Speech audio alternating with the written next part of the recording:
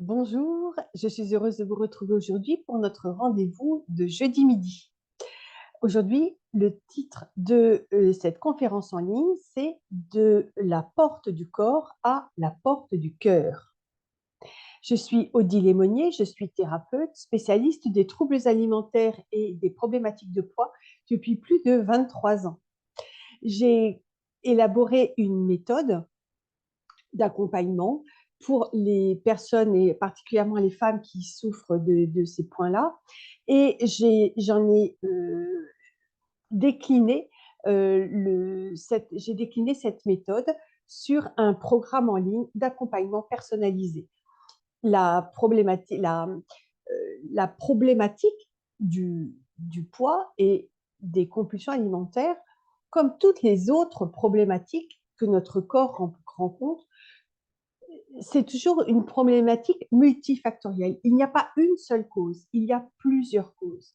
Et c'est la raison pour laquelle mon approche est pluridisciplinaire pour répondre à chacun des facteurs, chacune de ces causes.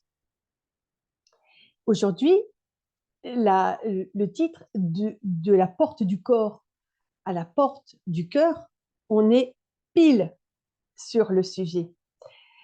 Si vous avez des problématiques de poids, si vous avez des problématiques de compulsion alimentaire, vous avez certainement essayé des régimes. Vous êtes passé par cette solution-là, c'est la solution qui paraît la plus évidente. Quand on résume le corps à une sorte de chaudière, on se dit, si j'apporte moins de calories à la chaudière, elle sera obligée de consommer les calories de notre corps et on va mincir. Si on apporte plus de calories au corps qu'il ne peut en brûler, on va stocker. Certes, mais le corps, ça n'est pas une chaudière. 95%, je dis bien 95% des régimes se soldent par un échec. 95%. Si on vous disait, j'ai une solution pour vous, mais il n'y a que 5% de probabilité que ça marche, vous diriez, non, mais même pas en rêve, j'ai pas envie d'essayer. Et pourtant, c'est toujours ce que l'on fait. Quand on a des problèmes de poids, on pense immédiatement, je mets mon assiette au régime, je chausse mes baskets et vogue la galère.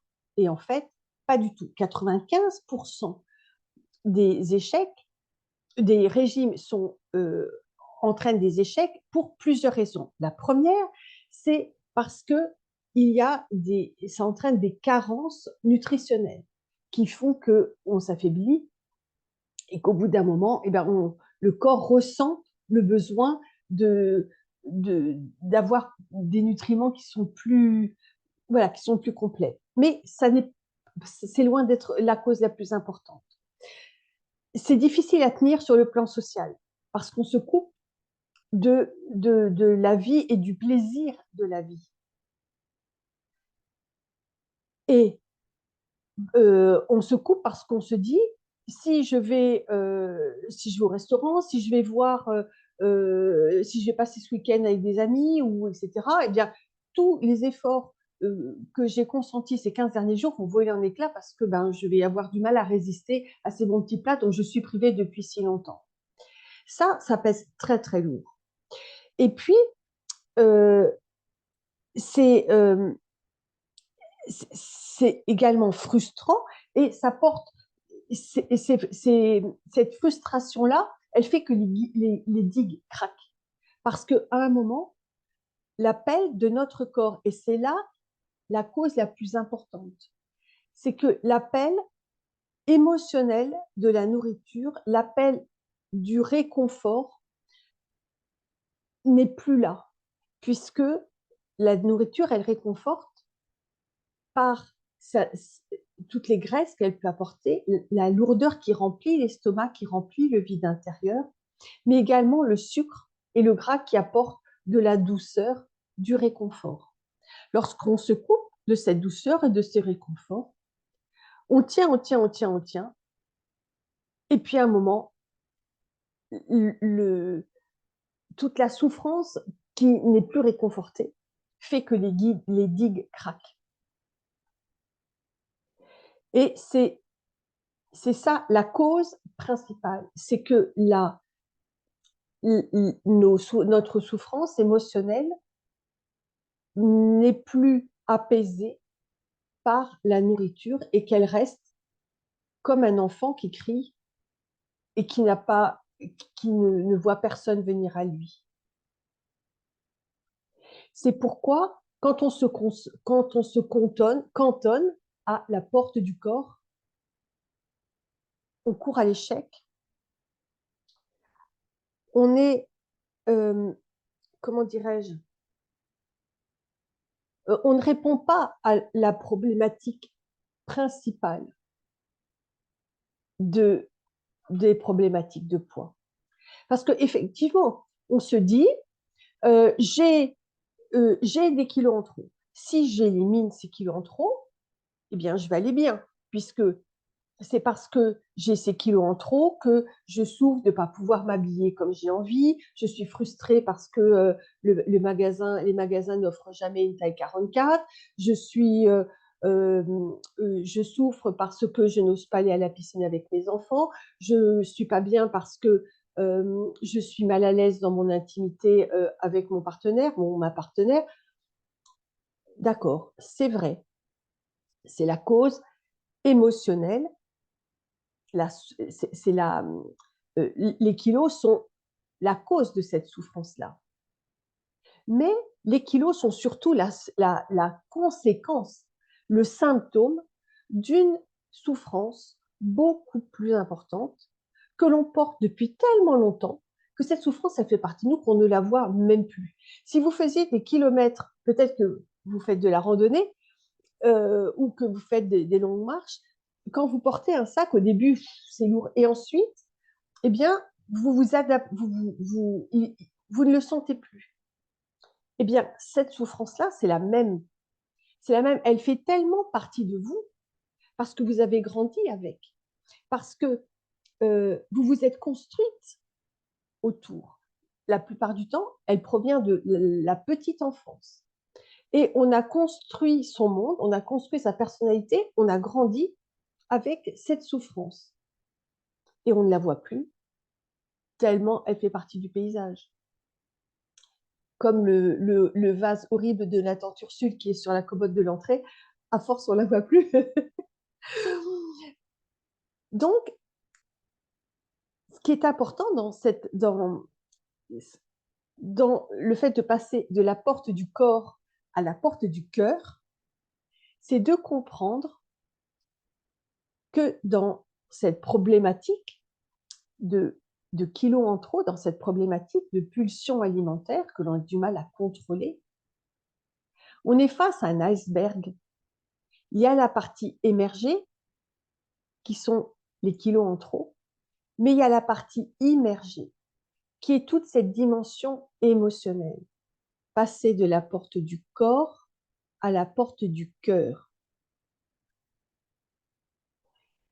Parce que, en fait, quand on cherche à alléger son corps, c'est surtout son cœur, son âme qu'on a besoin d'alléger. Et ça, on n'en est pas conscient. C'est la raison pour laquelle je vous invite à passer de la porte du corps à la porte du cœur. Le fait de se mettre à l'écoute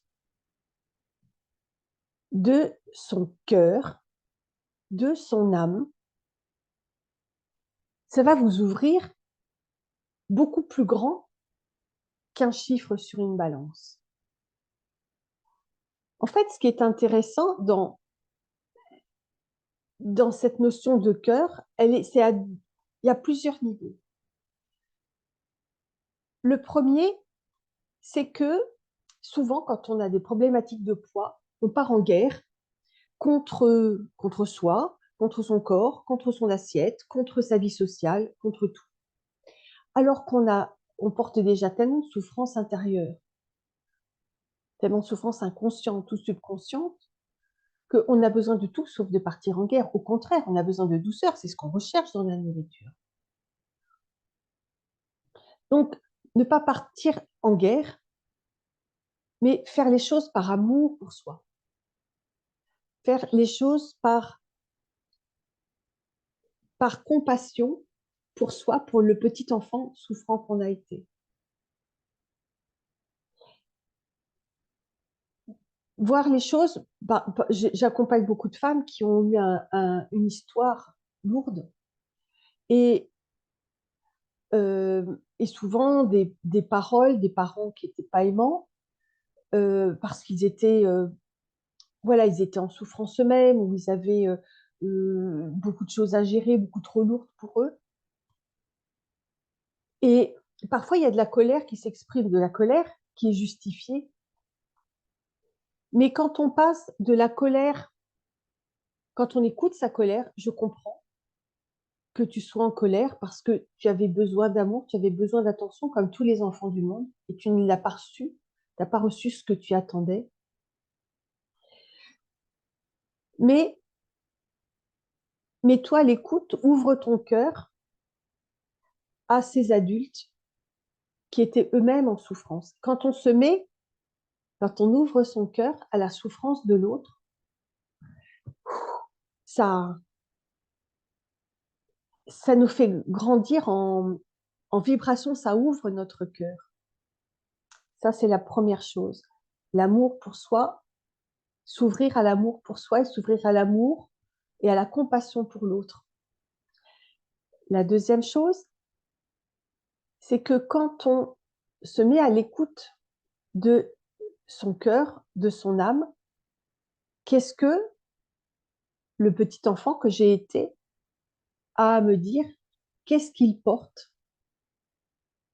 Qu'est-ce qu'il a réussi à transmuter? Il a souvent fait preuve d'une magnifique résilience.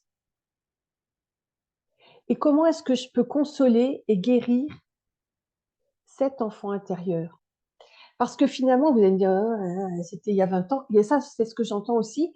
Parfois, c'est, oui, mais enfin bon, c'est passé, il faut avancer. Oui, oui, mais non.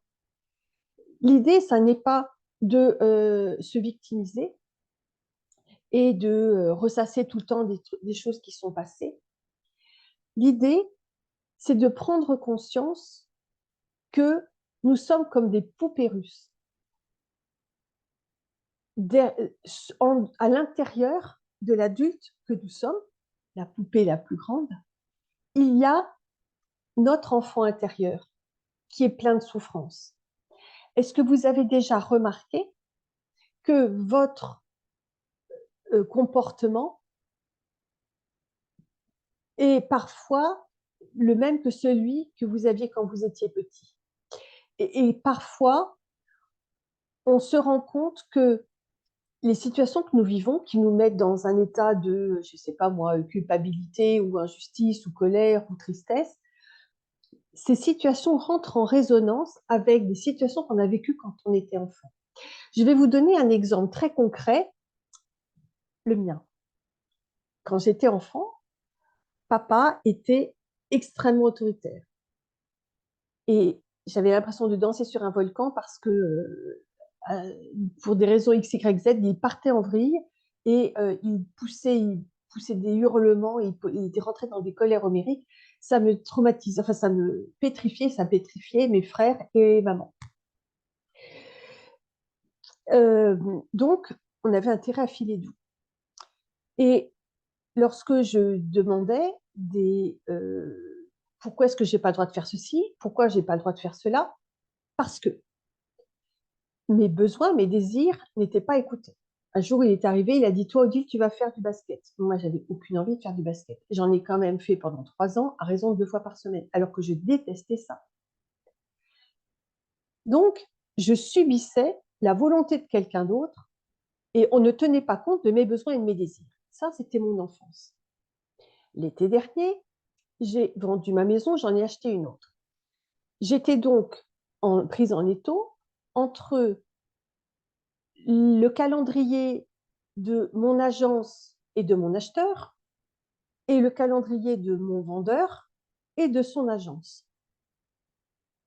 J'avais bien précisé que pour moi, le début septembre, c'était un moment qui était très important. Il fallait absolument que mon déménagement ait eu lieu avant avant début septembre et que je sois sortie de mes cartons, etc., parce que j'avais une forte charge de travail à ce moment-là.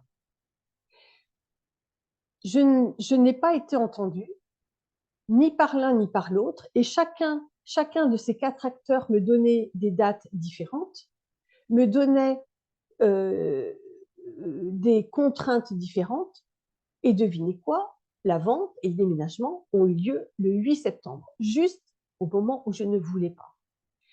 Vous n'imaginez, ça me mettait dans une colère, mais dans un état de colère, de frustration, d'impuissance que je n'avais pas vécu depuis très très longtemps.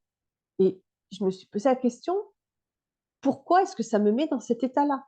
Il n'y a pas de problème, j'anticipe et il n'y aura pas de problème. Je pourrais, voilà, si j'anticipe bien, si je m'organise bien, tout va se passer, tout va bien se passer. Mais pourtant, entre mon rationnel qui tenait ce discours-là et mon émotionnel qui était, il y avait vraiment, c'était vraiment 2 salles, 2 ambiances, si je puis dire. Et quand j'ai pris conscience qu'en fait, cette impuissance et le fait de ne pas être entendue, c'est exactement comme quand j'étais petite, j'ai compris la clé. Vous voyez, c'était mon enfant intérieur qui, une fois de plus, régimbait parce qu'on ne l'écoutait pas, parce qu'on ne tenait pas compte de ses besoins, on ne tenait pas compte de ses désirs. Vous voyez l'exemple? Mais dites-moi dans les commentaires si, si cet exemple vous parle et si vous-même vous avez des exemples en tête. Dites-le moi. Voilà, donc nous sommes comme des poupées russes avec un enfant intérieur en souffrance. Il convient donc d'écouter cet enfant intérieur et ça va être la clé de cette libération du poids de votre histoire, mais également de la libération de vos émotions et de toutes vos blessures émotionnelles. Le fait de prendre en compte votre histoire, de comprendre tous les tenants et les aboutissants de votre histoire et de les guérir, de consoler l'enfant intérieur, de le réconforter. Au fur et à mesure, eh bien, l'enfant intérieur va changer de vibration. Parce que l'enfant intérieur va se sentir entendu, compris, consolé, réconforté. Nous-mêmes, nous allons gagner en calme intérieur. C'est un processus qui est absolument magnifique. Et au fur et à mesure que nous allons guérir chaque blessure émotionnelle, que nous allons neutraliser chaque mémoire cellulaire, le calme intérieur va s'installer, la paix intérieure va s'installer, et les kilos qui jouaient ce rôle de cuirasse, de carapace de protection,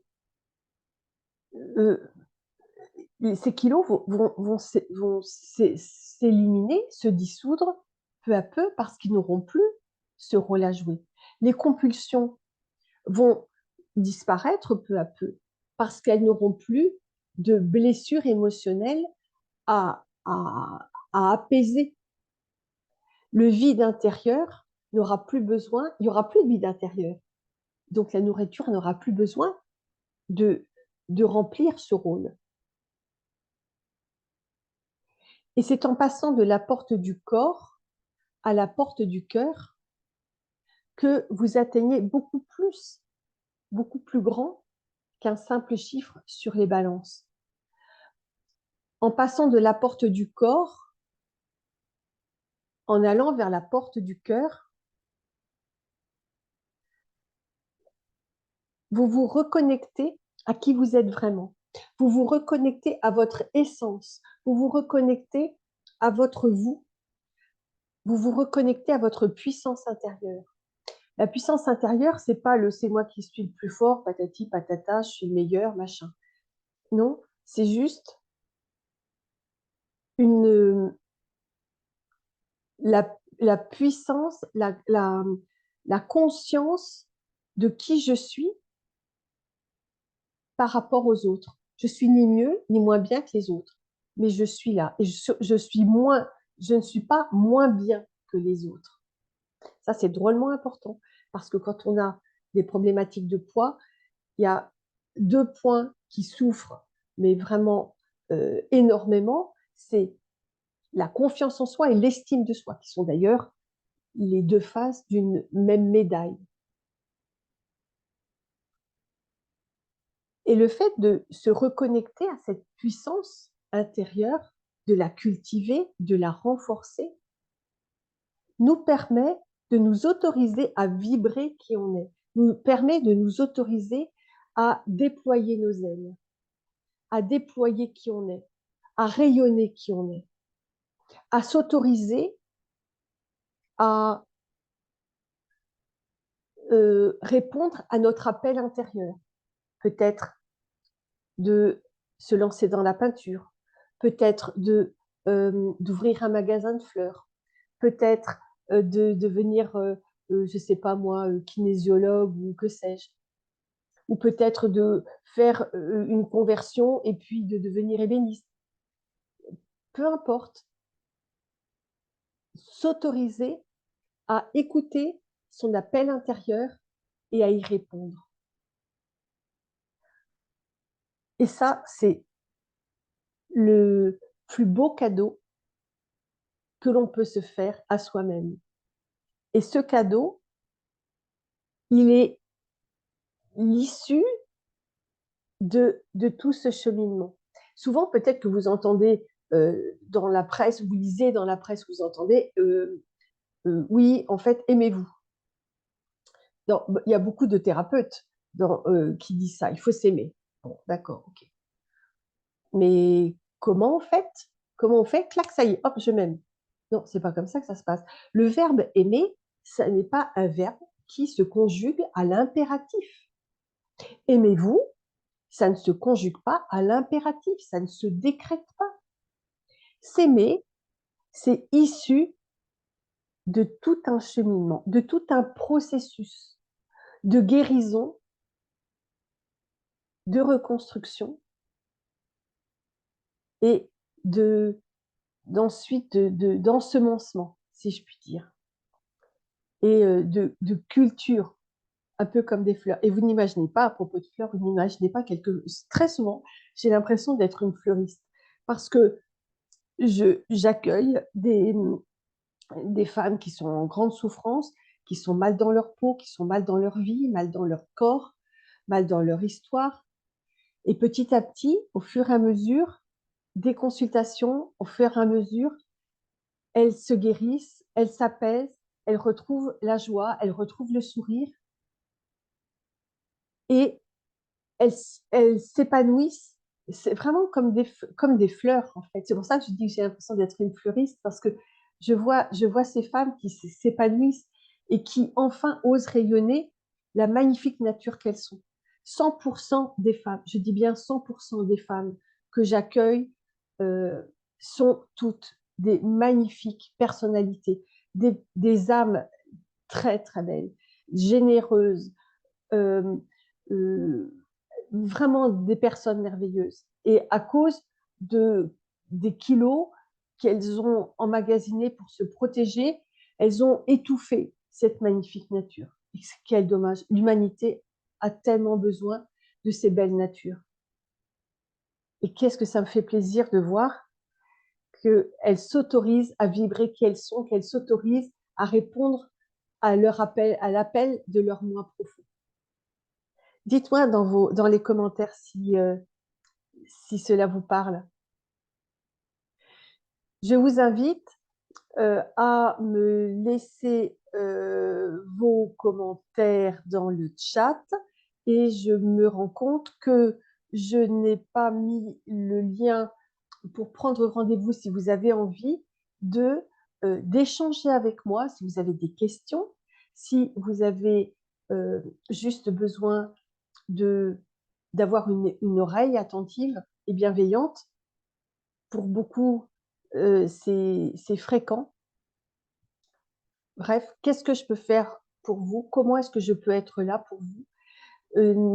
Allez voir dans la présentation, hem, de cette conférence, il y a les liens des différents rendez-vous que je peux vous proposer, soit un rendez-vous un peu plus approfondi de 45 minutes, soit, un rendez-vous de 20 minutes où vous me posez des questions, où vous vous exprimez et cetera.